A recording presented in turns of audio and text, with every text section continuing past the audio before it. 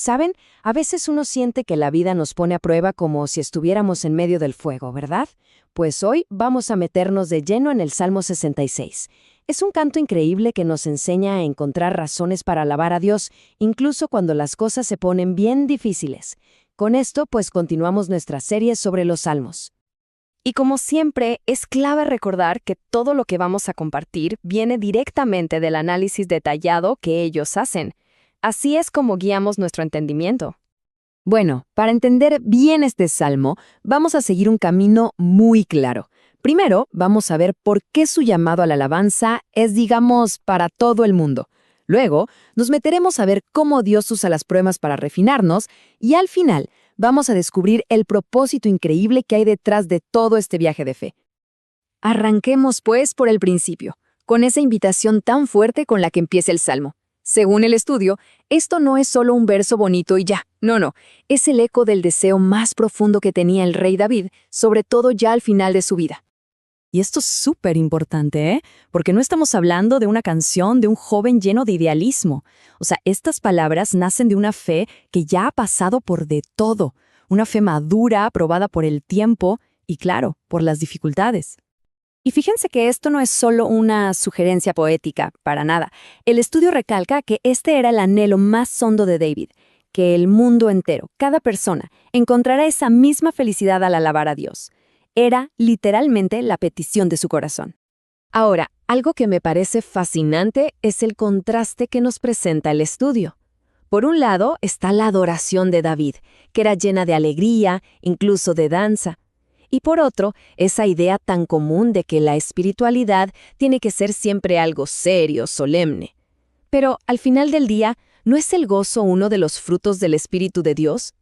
Sigamos adelante, porque ahora vamos a explorar una idea que puede sonar un poco contradictoria. ¿Cómo es posible alabar a un Dios cuyas obras a veces se describen como terribles? Para entender esto, el estudio nos presenta una palabra clave en hebreo, norá. Se refiere a esos actos que nos dejan sin palabras, que incluso pueden parecernos terribles, incomprensibles, pero que, pues, forman parte de un plan divino que es mucho más grande y perfecto. Y este esquema lo ilustra a la perfección.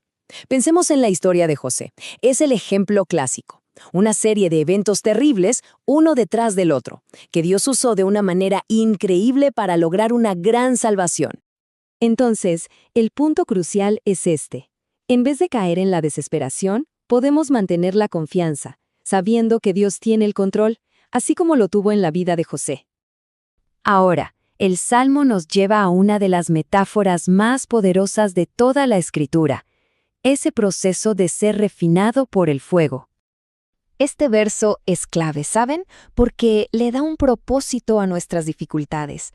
Digamos que no son simplemente cosas malas que nos pasan al azar, sino que son parte de un proceso deliberado, un proceso de purificación. El estudio, pues, nos ayuda a desglosar estas pruebas que menciona el Salmo y las ve como las herramientas que Dios usa para forjar nuestro carácter. La red, por ejemplo, representa el exilio. Esas cargas pesadas son las presiones y las leyes de los hombres, y el fuego y agua simbolizan esas pruebas extremas que a veces sentimos que nos ahogan. Y lo más esperanzador de todo es que, como concluye esta parte del Salmo, se nos promete que después de pasar por ese fuego, Dios nos lleva a un lugar de abundancia.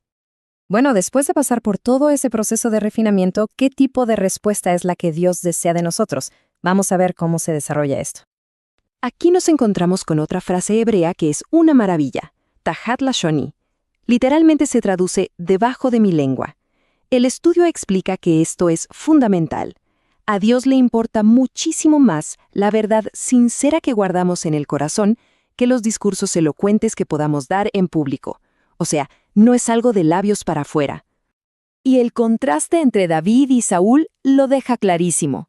Mientras David se arrepintió desde lo más profundo de su ser, en privado, Saúl solo buscaba excusas y montar un show religioso para quedar bien. La gran diferencia, como vemos, está en la sinceridad del corazón. Esta declaración tan fuerte de David lo confirma todo. Dios escucha al corazón que es sincero, no al que está escondiendo un pecado sin arrepentimiento. Muy bien. Hemos hecho un viaje desde la alabanza, pasando por la prueba y el refinamiento hasta llegar a un corazón sincero. Ahora veamos a dónde nos lleva todo esto. Y después de todo ese camino, la experiencia llega a su punto máximo en esta invitación tan preciosa.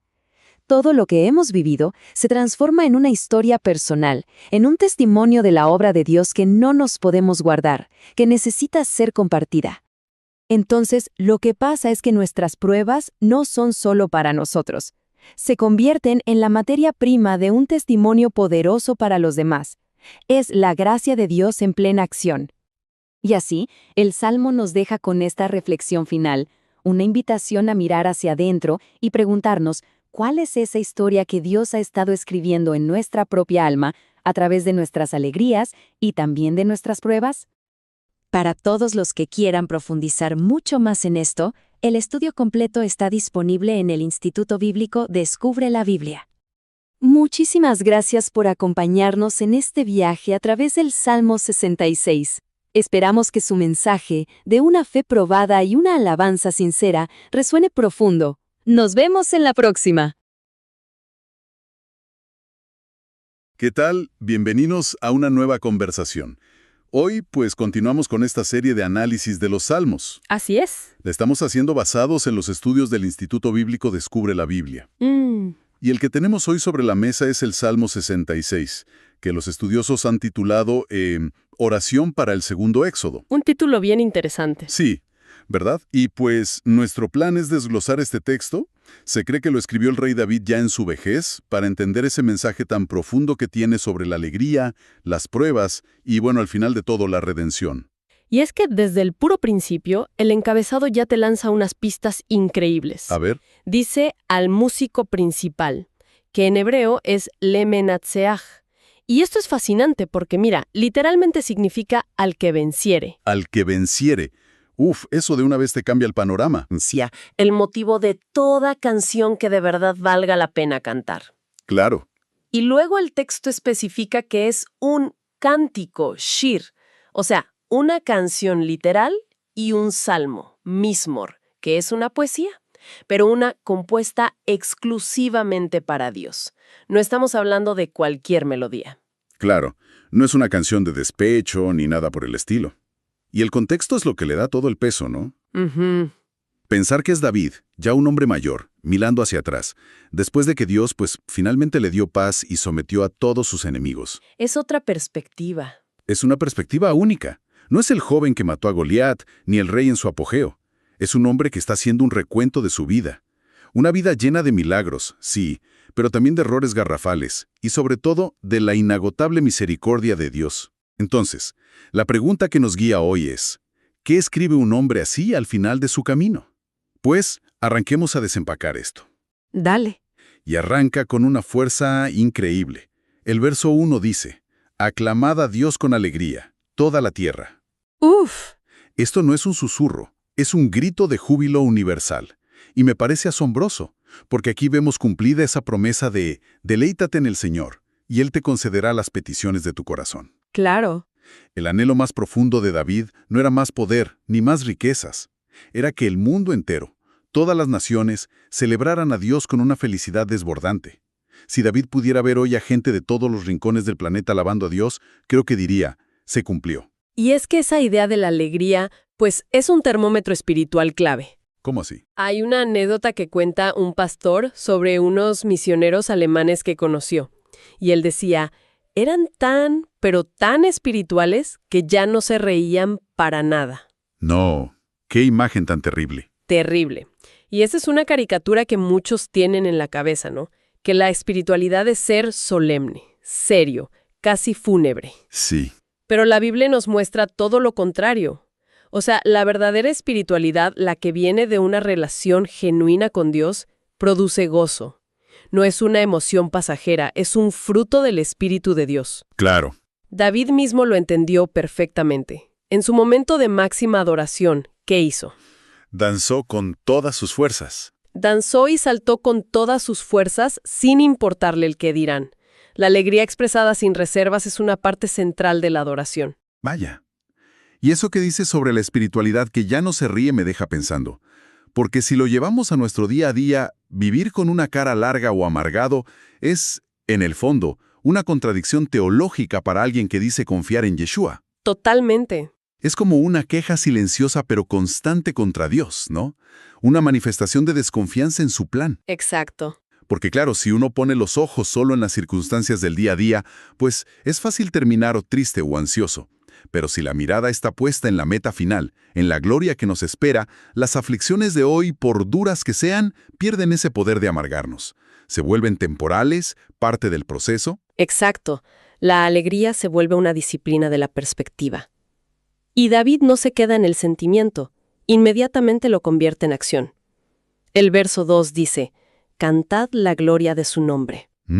Y el verbo hebreo que se usa aquí para cantar también puede significar ramificar o difundir. Ramificar, qué interesante. Sí, la idea no es solo producir un sonido agradable, sino extender, hacer que se propague como las ramas de un árbol el honor del nombre de Dios, su salvación, su eternidad.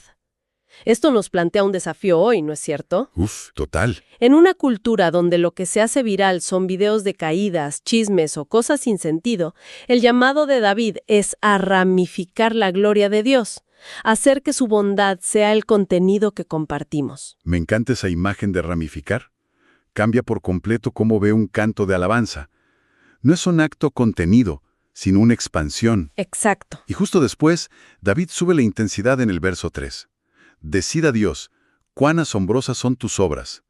Aquí la palabra clave es asombrosas, norá en hebreo, que es mucho más fuerte. Sí, muchísimo más. Se puede traducir como terribles, temibles, algo que te deja en shock, sin palabras.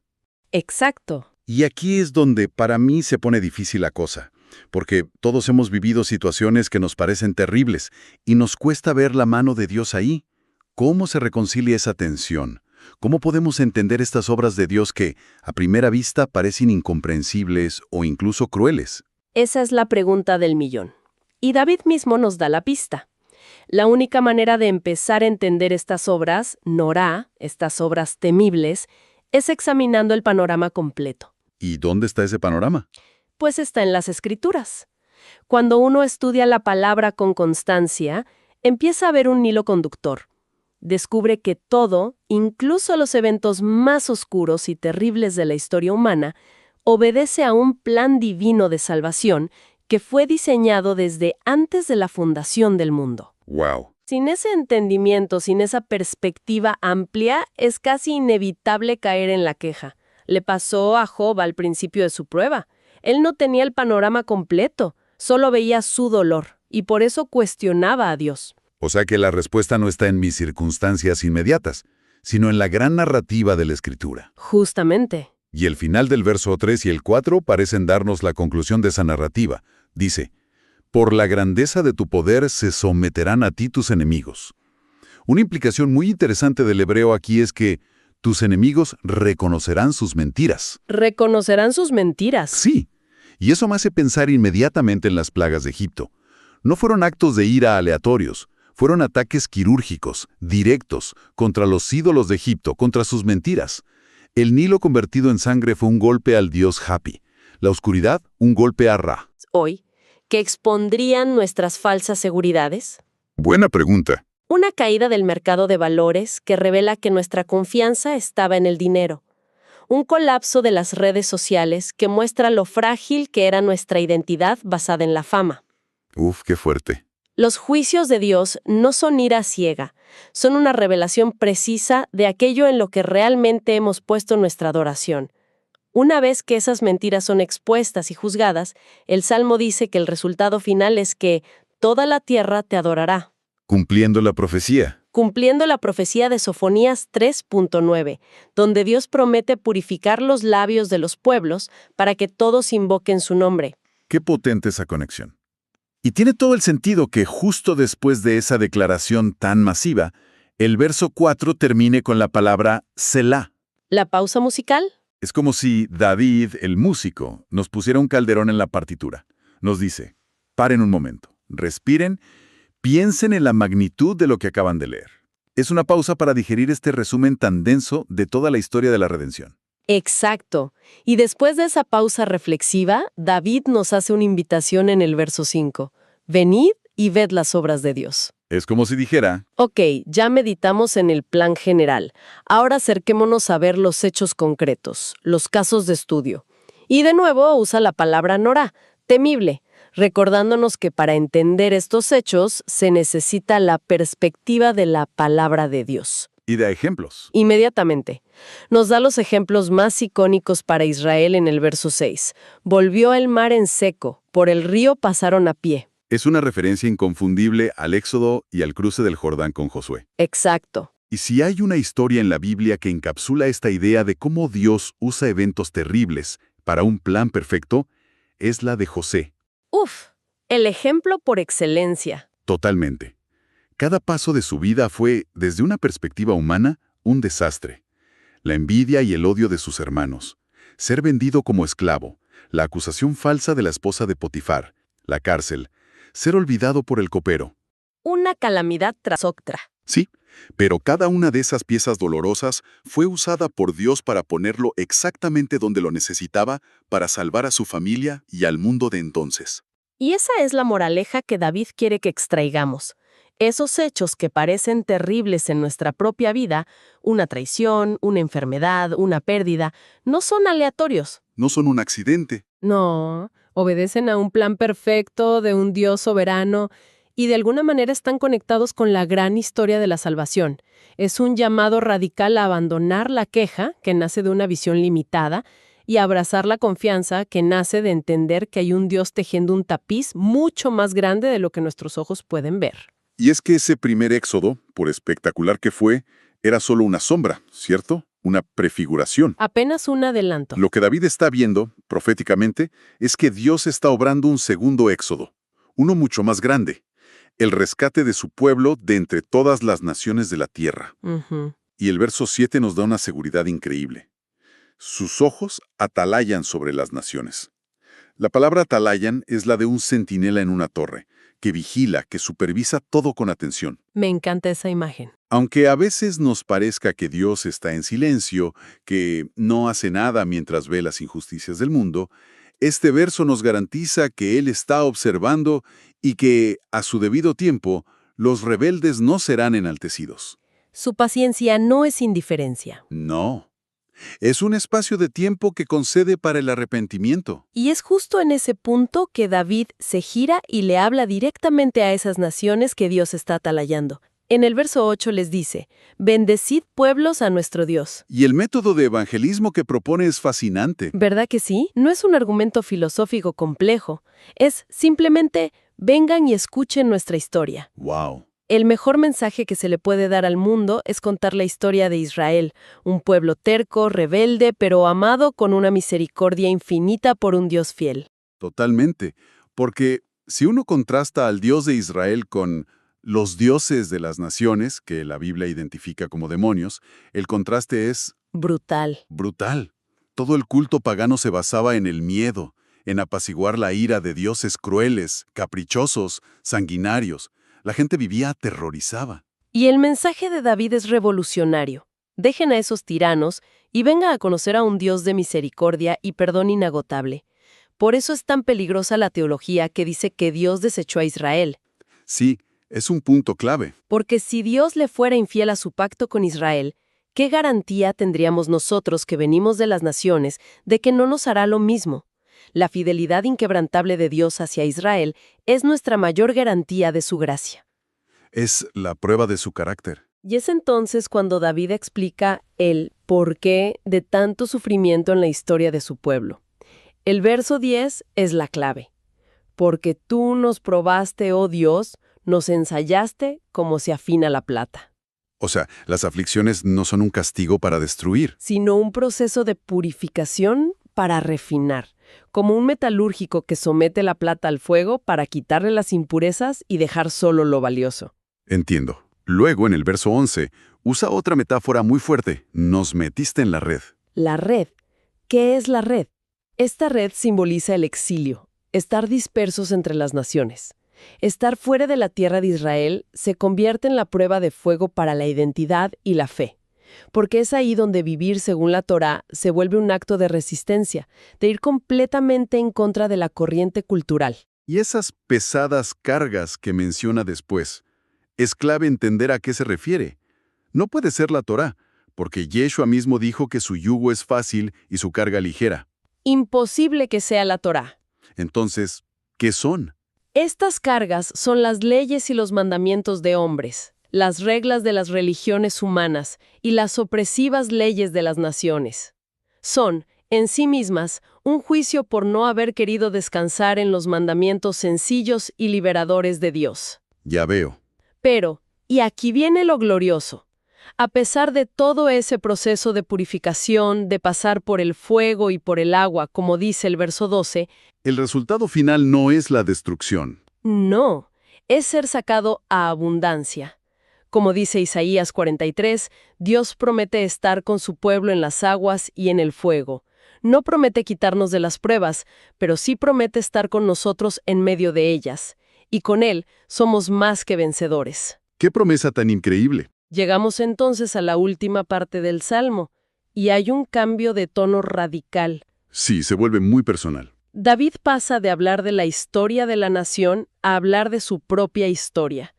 ¿Cuál es la respuesta de un corazón que ha entendido todo esto? Pues David la describe a partir del verso 13.